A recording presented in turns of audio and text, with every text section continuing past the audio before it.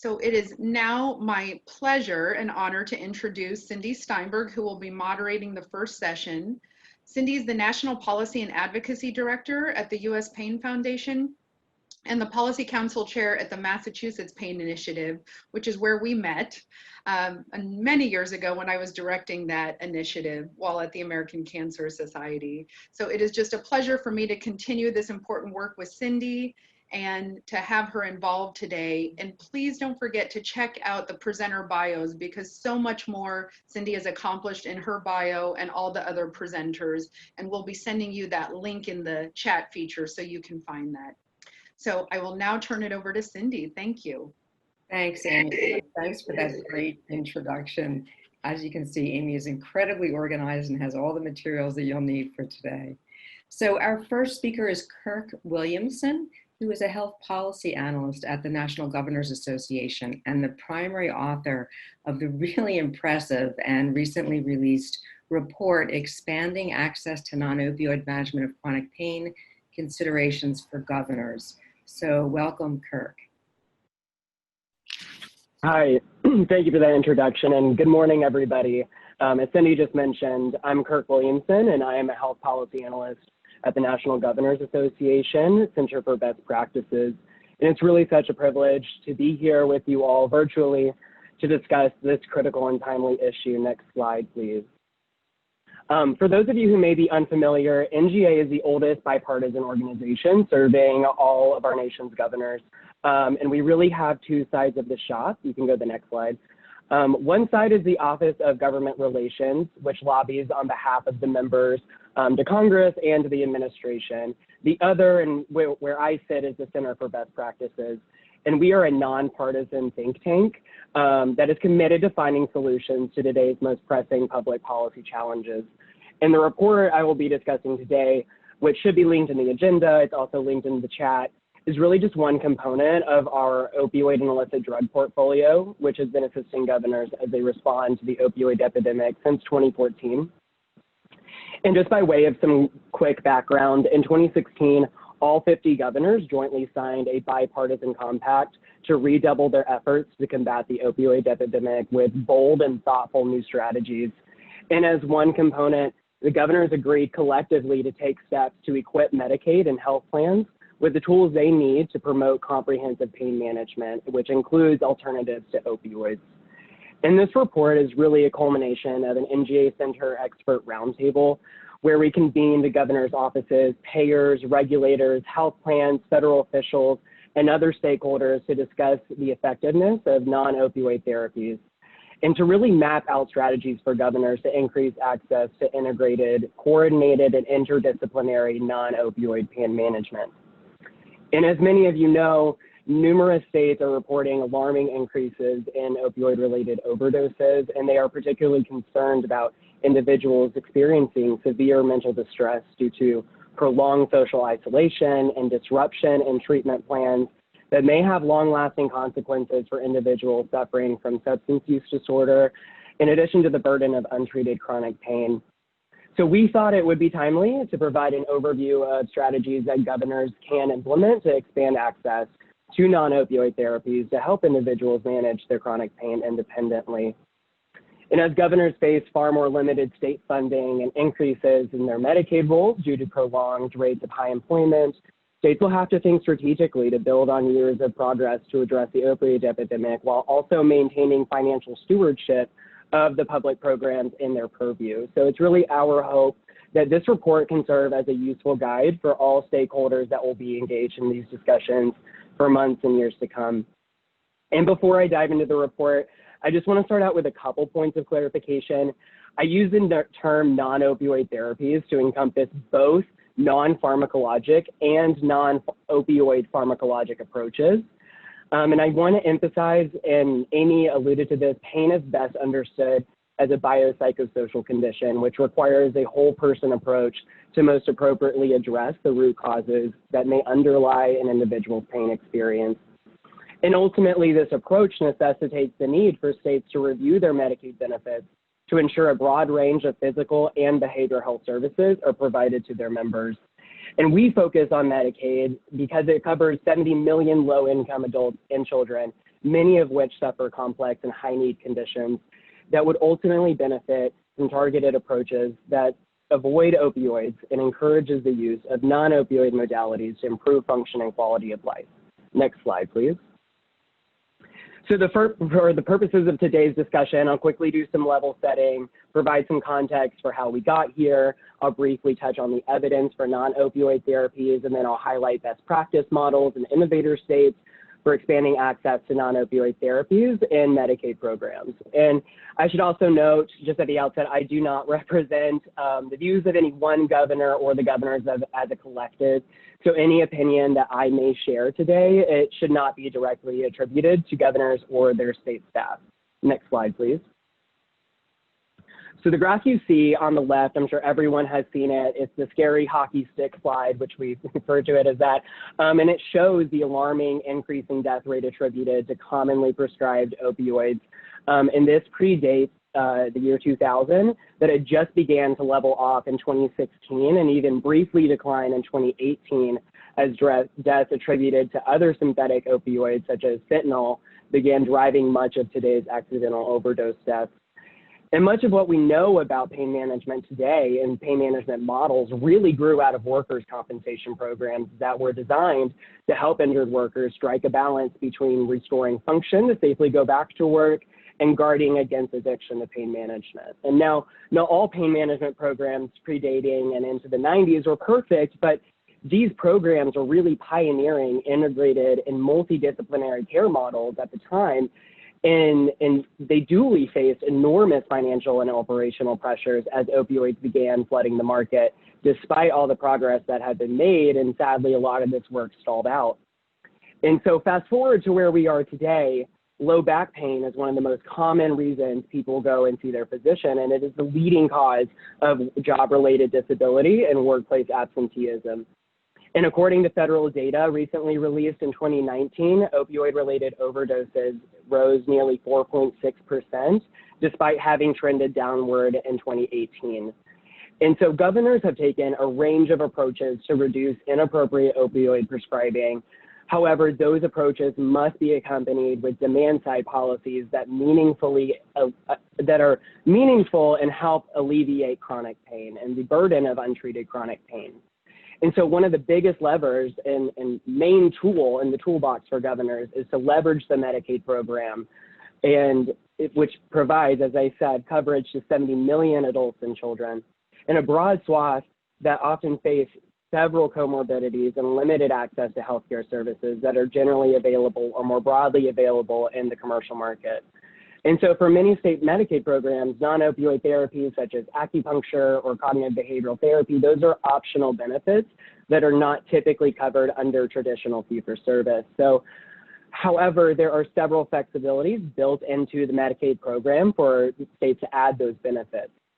So as I mentioned at the outset of today's discussion, we convened a roundtable that brought together governors' policy advisors, health plans, academics, national pain specialists, and federal officials to discuss how states were leveraging the Medicaid program to expand access to non-opioid therapies and strengthen their pain management delivery system. And importantly, we wanted to understand how state leaders were considering or thinking about the best available evidence for which pain conditions they believed Medicaid could have an immediate impact. So next slide. Our first main finding is that while the existing evidence base is mixed, the strongest evidence suggests that active therapies such as exercise combined with psychotherapy services such as cognitive behavioral therapy is the most efficacious for individuals experiencing chronic pain. And in this section in the report, we review the existing evidence base, assessing non-opioid therapies and its impact on pain and function. And assessing the evidence is often the first step of any decision-making process to add new benefits to Medicaid coverage. And while the evidence may be mixed, the definitive long-term consequences of prolonged opioid use really warrant special considerations for covering non-opioid therapies to help individuals self-manage their chronic pain without ever initiating opioid use. And during the roundtable, some experts called for more randomized controlled trials. There are practical issues with this type of research approach to evaluate these types of therapies. These therapies are more effective when they're combined than they are alone and isolated, which is the nature of a randomized controlled trial. And other experts were convinced by the evidence to support expanding coverage. And they pointed to the recent systematic reviews and also expert organizational guidelines like those issued by the American College of Physicians, recommending non-opioid therapies as first-line treatment for low back pain. And we point to recent systematic reviews conducted by the Institute for Clinical Effectiveness Research and the Agency for Healthcare Research and Quality that examine a broad range of academic literature on non-opioid therapies, which we distilled into the chart, which you can see on the screen, and it's also in the report. And again, on the whole, the evidence was most widely available for low back pain, suggesting that more research is needed for other pain conditions, including centralized pain conditions and neck pain. And so on the one hand, the evidence base for many of these therapies alone may be mixed and it is growing, but however, on the other hand, there is a definitive evidence base that shows long-term opioid therapy often and does lead to opioid use disorder and overdose, particularly at higher doses. And so with that in mind, a single therapy alone may not be sufficient to address the drivers that underlie an individual's pain experience, which is why the onus of comprehensive pain management is to deliver integrated, coordinated care that really meets the patient where they're at. The next slide, please. Our second finding is really rooted in best practices. So during the roundtable, in our discussions with experts, they routinely underscored the best approach to improving functionality and generating a return on investment is to incentivize integrated, coordinated care that pulls together physical and behavioral health to take a whole person approach to pain management. And the best practices that we outline in the report really can serve as a guidepost or an ideal state for providing high quality pain care for individuals with non-cancer chronic pain.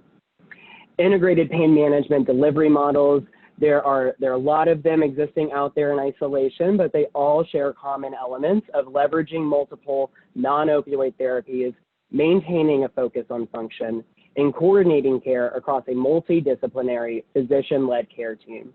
And so for Medicaid programs, collaborating with health systems, regulators, providers, managed care plans, and their pain community will be an important first step to facilitate the advancement of integrated and coordinated pain management. This often requires states to rigorously assess network adequacy and gauge provider awareness of the availability of existing benefits or newly available benefits in the Medicaid program so that physicians that are enrolled in the program can provide appropriate referrals outside of their routine practice. And one innovative model really comes out of Oregon. Oregon's Medicaid program allocates global budgets to regional managed care entities, and these are called coordinated care organizations or CCOs. And they provide flexible funding to meet the needs of their populations. And so some CCOs have used their flexible funding to cover a wide range of non-opioid therapies, such as PT, chiropractic services, and acupuncture, and even supportive services such as transportation to and from a gym. State leaders and providers both expressed during the roundtable an interest in developing daily rates or bundled payments that could support this type of coordinated care model. But to our knowledge, no state has implemented a payment mechanism to do this. And in the report, we don't discuss at length all the various financing mechanisms that were under discussion, but we do note the possibility to think creatively here and offer a few examples about ways to use value-based approaches to coordinate care.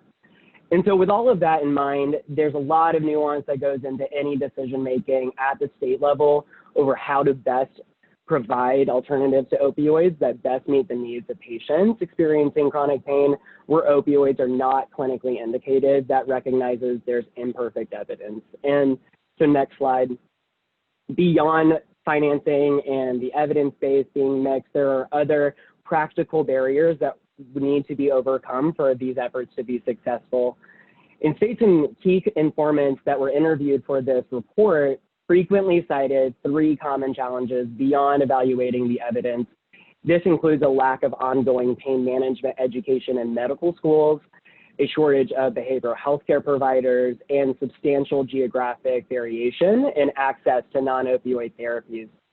And that necessitates states to take a systems level approach to reorienting their pain management delivery system in the context of their Medicaid program, recognizing those constraints. So next slide, please.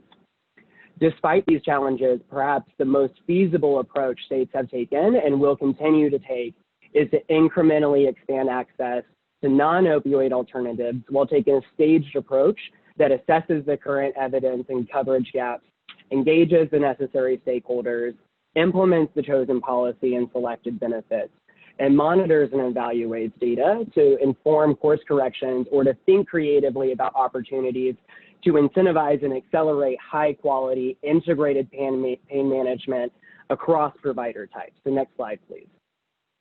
And finally, our third main finding is rooted in understanding the Medicaid policy vehicles and innovative alternative payment models states have or could use to expand access to non-opioid pain management modalities. We found that states have primarily used state plan amendments to incrementally expand access to certain non-opioid benefits such as chiropractic services and physical therapy to assist individuals with self-managing their chronic pain to avoid the use of opioids. And while most states cover non-opioid services as a benefit, there is substantial variation in the limits that are placed on those services and the degree of coordination provided to the patient to target the most appropriate services and to make the necessary adjustments to their treatment plans. Limits on non-opioid services, such as annual limits on physical therapy or low reimbursement, may deter providers from participating in the Medicaid program altogether, which duly creates barriers in access for patients with chronic pain. And so in the report, we highlight Colorado, which used a physical therapy and related services benefit to increase payment rates and remove limits on physical therapy services. Colorado, in its determination, they found that physical therapists, they existed in the state, but the reimbursement for those providers was too low to incentivize participation in the program. So by increasing the rates and removing annual limits, the state was able to mobilize participation in the state's Medicaid program to expand access to physical and occupational therapy to improve patients' function and quality of life. One other flexibility for states under their state plan is the rehabilitation services option, which is also known as the rehab option. And states have used this option traditionally to provide a range of mental health and substance use disorder services, things like supported employment, home-based services, even peer support services. And nearly all states in DC now offer some form of psychotherapy services, such as cognitive behavioral therapy, through this benefit option. For more complex patients with multiple comorbidities, a few states have used the health homes option.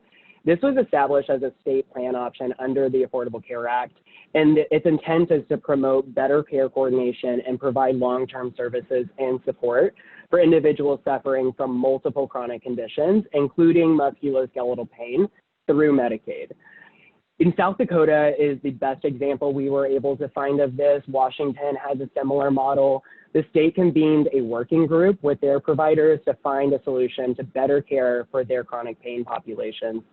And the group decided on the health home options and included musculoskeletal conditions as a qualifying condition for eligibility in the program. And that was novel because states typically use health homes to manage patients with substance use disorders, asthma, or diabetes. And since that time, the program has expanded to include more than 120 health homes and generated roughly $6 million in savings during state fiscal year 2016. And then a substantial minority have used waivers, such as 1915C home and community-based services waivers and 1115 demonstrations to provide services in community-based settings and to also pilot new models of financing pain treatment in the context of broader healthcare transformation efforts. So Montana is a great example of using a home and community-based services waiver. They provide non-opioid therapies through this waiver to adults with severe mental illness that can be offered in the community rather than in institutional settings. And we are also aware of at least 3 states that have included pain management initiatives as part of their broader 1115 demonstration waiver. It's a mechanism that gives states the flexibility to test new approaches that would otherwise not be permissible under federal law. And I should note 1115 demonstrations are very labor intensive, and they include a budget neutrality requirement. So we don't expect many states to go this route for instituting comprehensive pain management reform itself, but it is an avenue to include expanded access and coordinate integrated pain management in the context of broader healthcare transformation. And as all of you know, COVID-19 has stressed state budgets, and it may not be feasible in the near term to immediately increase rates or to pilot new funding models during a time of limited general funding. But there's a pragmatic calculus here that requires states to weigh their unique risks and benefits. And we also touch in the report on partnering with MCOs, managed care organizations, to pilot new approaches to financing coordinated care, and MCOs do this very well. Maryland is one example of partnering with their MCOs to align delivery reform efforts, and we discussed that in more depth in the report. And next slide, please. So to round all of this out, some of the ways which we highlight how a governor may consider catalyzing action in this space is to direct their health officials, health policy advisors, Medicaid directors, and staff to examine the current evidence base, coverage, and access for non-opioid therapies that are cost-effective and clinically appropriate. They can establish a vision for improving pain management delivery by convening provider groups, relevant state agencies, the pain management community to explore integrated, coordinated care models that can be implemented through value-based payment approaches. They can also identify opportunities to accelerate cross-sector collaboration between physical and behavioral health providers. So I hope I left you all with something to chew on. You all are the experts and the folks experiencing the lived reality of the system on the ground. And as all of you know, this is a very complex topic, and it's really an honor to share the findings of this report with all of you today. There's a lot in the report that I did not touch on. So if there's something that you're hoping I would speak to, please raise that during the panel discussion. And so with that, I'll turn it over to Cindy. Thank you again to AACIPM and the U.S. Pain Foundation for hosting such a wonderful event. Thank you. Thanks, Kirk, for a really great presentation. And, I really recommend people look at Kirk's report because it has much more detail on some of the examples that he gave.